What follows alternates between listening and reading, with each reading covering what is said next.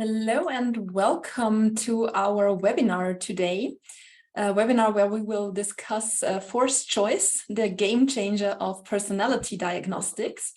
My name is Nicole Prohaska, and in the next couple of minutes, I will give you a brief insight into the topic of forced choice, that is, how this new test format works, how it is used in practice, and also a few possibilities and also a limitation.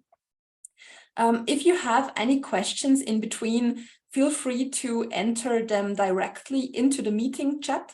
I will answer them collectively at the end. Of course, as usual, you also have the possibility to ask all of your questions via microphone at the end of the meeting. And the questions, the answers, and you as participants, of course, will not be recorded. Yeah, with the administrative things out of the way, let's start with forced choice.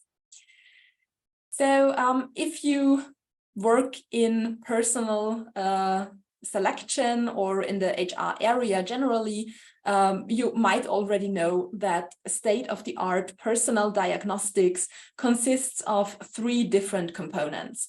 That is the measurement of ability, of interest, and also personality. And with all of these 3 components, you are usually able to predict a candidate's potential and the potential to be a good employee, for example, a successful employee, and predict it very well with all of these 3 components. And there have been excellent methods, and they long existed for measuring abilities and interest. For example, just that you have a picture of what I'm talking about, our inventory for testing cognitive capabilities with which you can measure, for example, logical reasoning or spatial abilities. And there's also tests for professional interest and orientation, for example, our PRIO that we have in our portfolio. Of course, you can also go the traditional route and ask about interests and ability and tendencies in an applicant interview. But the measuring of personality, so our 3rd component, turns out to be a bit more difficult. There's usually 2 different approaches that you can take in order to assess personality. The first one is assessment center. Usually these work very well, have a high predictive validity. But until you get there, you have to put a lot of effort into it. So you have a very elaborate concept phase. Usually companies cannot do this on their own, but need to hire different companies and consultants to help them create an assessment center and maintain it. Also, to achieve this good predictive validity, you need highly trained assessors, and these are notoriously hard to come by. And also usually an assessment center is at least a couple of hours, but sometimes a day or more. So overall, it takes very long time to do this assessment center and also prepare it. So this is mostly feasible for large companies that have very few applicants. The second approach is personality questionnaires with the classic rating scales. These are way more efficient. You can just send out a link and your candidates can work on these tests at home, and then you can have a look at the results and discuss them with them. And they also have the big advantage that they are already based on very sound scientific models. So all of the nitty-gritty conception phase and conception work and development work has already been done when you purchase such a test. But there's one major limitation, because most participants, most candidates can easily discern what the test measures. And if necessary, for example, if they really, really want this job, they are sometimes able to influence their results in their favor. But omitting personality diagnostics altogether just because it's hard is not is often not an alternative either. Because we have very sound scientific models of personality. Here, for example, the Big Five personality model, which is internationally very well researched, a very well established model that works in all cultures. And it also shows high predictive validity. So all of these factors in some way or another can predict various KPIs, for example. So conscientiousness and emotional stability correlate positively with overall professional success, from areas like customer service, over management, to even law enforcement or military. Also, studies have found that all Big Five factors correlate positively with leadership effectiveness.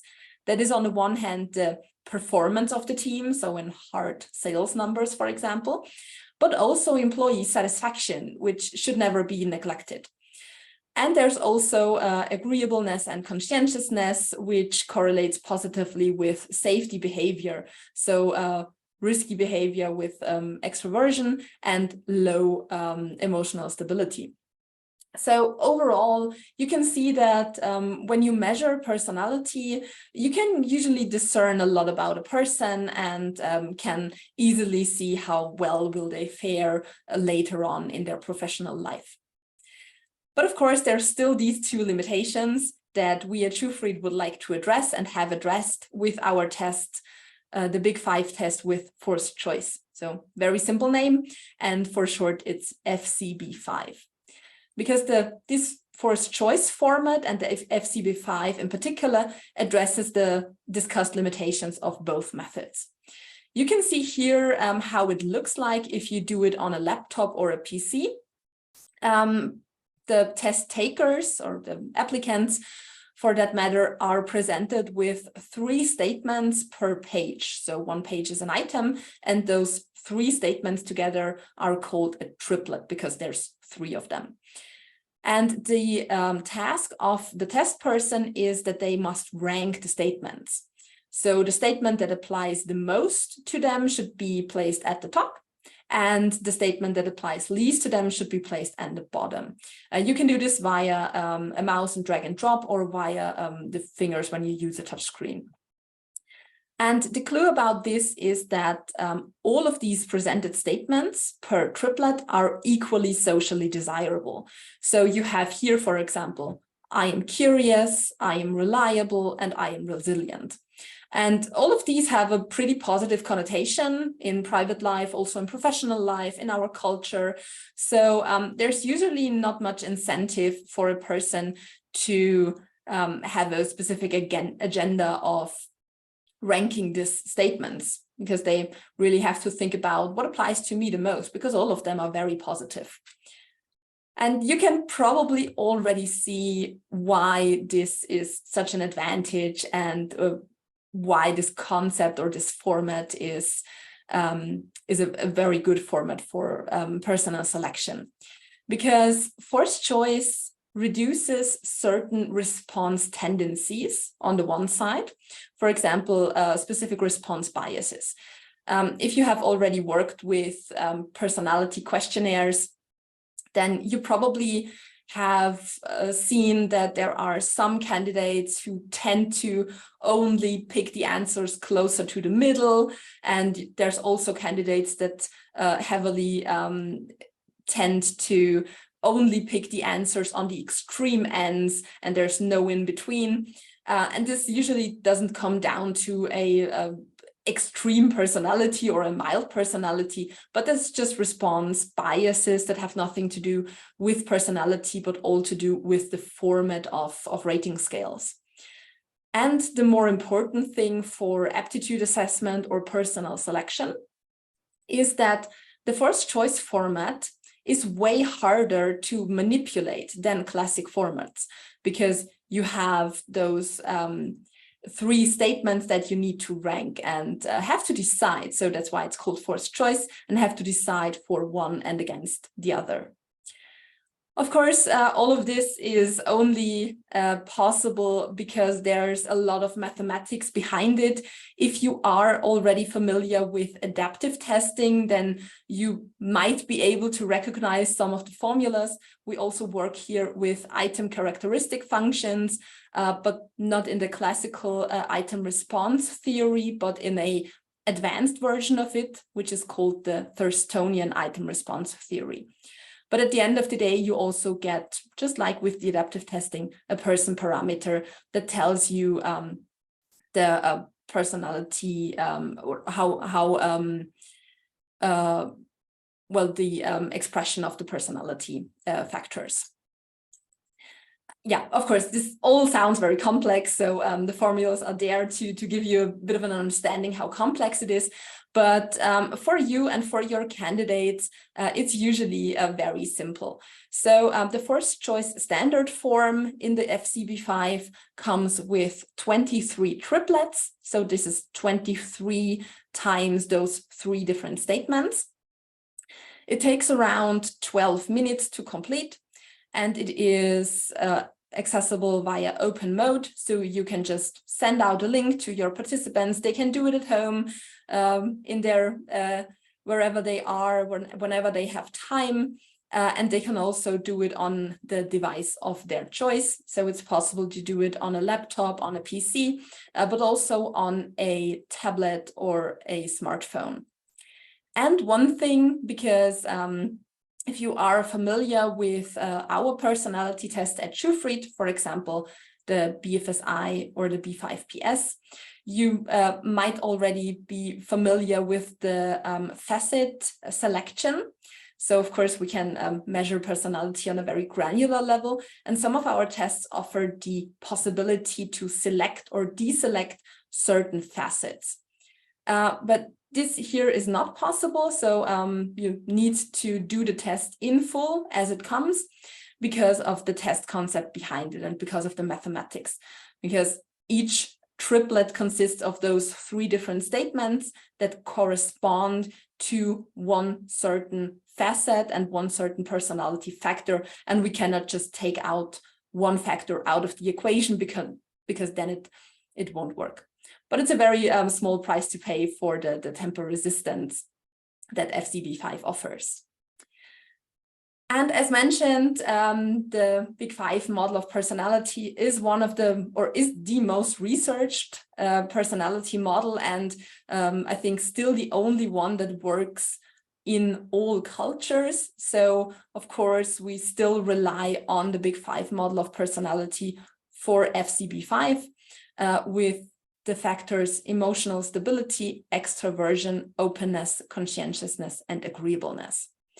You might recognize, if you're a psychologist, that we have rephrased neuroticism into emotional stability. This is no error, this is intentional, because the test is designed to be used in a personal selection context or in a general HR context. And of course, it's always a bit weird to feedback the level of neuroticism of a person. So emotional stability just sounds a bit nicer and is often more easy to communicate to non-psychologists. And because we rely on the Big 5 model, also the evaluation and interpretation basis is very familiar to you if you already worked with one of such Big 5 tests. You have information on test person and the test session on the top. Then you have the main variables and also then additional information. And this is where it gets a bit interesting because we can discern from this. I'm sorry, I have to make this a bit smaller. And we also have an additional information about the answer pattern. The answer pattern can be a raw score between of 1 or 2, which means 1 is the test person chose each of the 6 possible response patterns about the same number of times over all given triplets. And 2 means that the test person chose individual answer patterns disproportionately often. So for example, if you have a test person that always with each of the 23 triplets takes just the bottom statement and drags it to the top, and this over all of the triplets, this would be a bit curious and would yield a 2. So if you discover a 2 in this additional information, in this variable, then that's a very good hint that probably the person didn't work on it in earnest, and you maybe should ask if this is a valid test result or if something happened during the testing. And also on the bottom, you have the working time, which tells you how long the person worked on the test. There's also a second page which gives you more detailed information. That's on the one hand, the profile with average ranges that tells you where the strength lies, where probably areas for development are, and what the overall personality structure is in a graphical way. And you also have the item analysis protocol, which is an analysis of the given answers.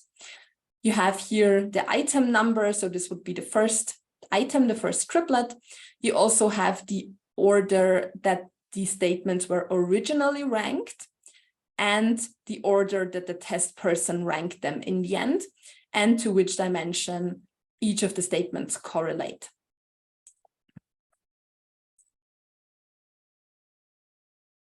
Of course, this is very technical, a lot of numbers, a lot of graphs, and not everyone is a fan of this.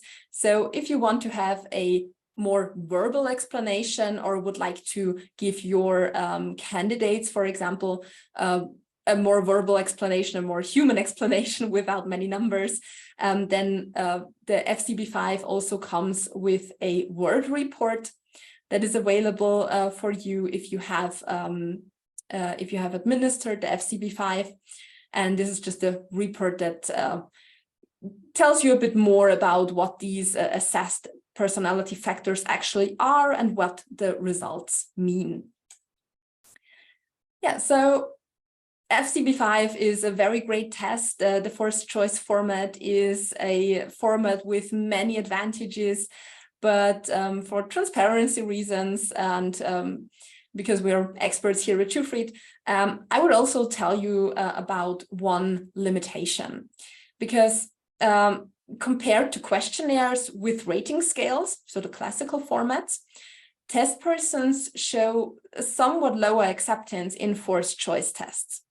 So this can be in many contexts, it's a trade-off in many contexts. So if you have, for example, the context of personal selection, usually the person wants those jobs, the applicants apply because they want the job and need the job.